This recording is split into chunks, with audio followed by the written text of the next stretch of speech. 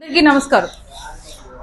కూటమి ప్రభుత్వం ఏర్పడి 2 సంవత్సరాలు కావస్తున్నా డే 1 నుండి ఈ రోజు వరకు కంప్లీట్ గా డైవర్టెడ్ పాలిటిక్స్ చేస్తుంది.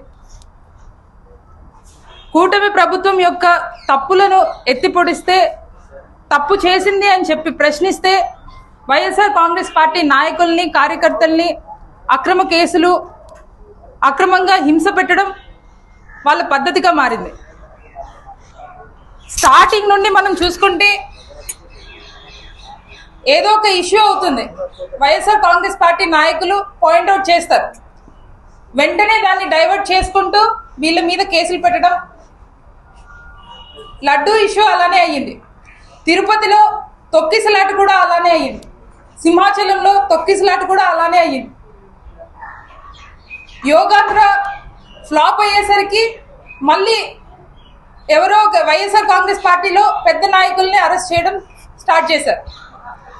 దీనిలో ఈ ప్రాసెస్ లో భాగంగానే ఎస్బీఐ కానీ, సిట్ కానీ రిపోర్ట్స్ లోని తిరుపతి లడ్డూలో కల్తీ